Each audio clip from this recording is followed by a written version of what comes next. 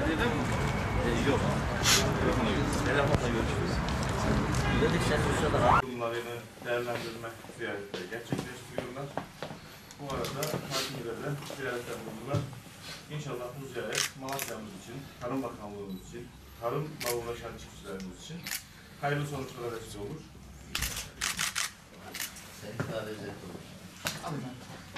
Evet.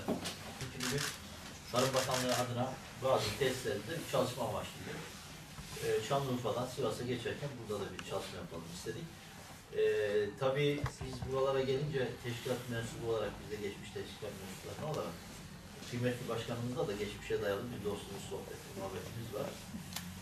Zataliler de zaten sürekli gerek teşkilatlarımızın, gerek çiftçimizin, gerek burada ilgili konuyla iştigal eden halkımızın talep, destek, ihtiyaçlarıyla ilgili bizi sürekli ziyaret etmekteler, taleplerini iletmekteler, mücadelede il başkanları toplantısında olsun, gerek il başkanlığı nezdinde olan, gerekse haricinde birlikteliğimizi ifade edebilirim.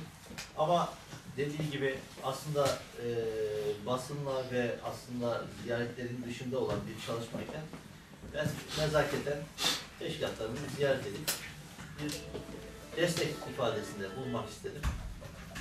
Ben Kayseriliyim, komşuyuz, aynı topraklar insanıyız.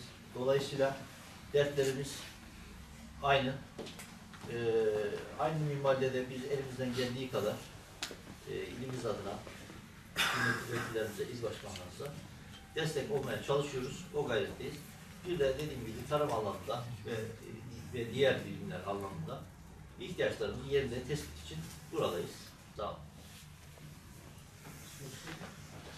Efendim, yazılımı yapılacak olan hayvancılık OÇB vardı. Oradaki son durum nedir? En son sözleşmesi feshedildi. Senden bana. Onunla ilgili de arkadaşlar getirilen bir çalışma içerisindeyiz. Onları hepsini toparlamaya kayıt. Devlet suçlarının eksikleri olsun.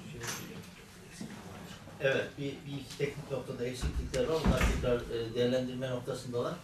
Gerek orası olsun, gerek devlet suçlarına olan taşkın korumalar olsun, gerek sulama kanallarının eksikleri olsun. Bunlarla ilgili bir çalışma için geldik. Onları tespit edeceğiz. TİGEM'li çalışmalarımız olacak öğleden sonrası için. Onları da takip edeceğiz inşallah. Teşekkür ederim.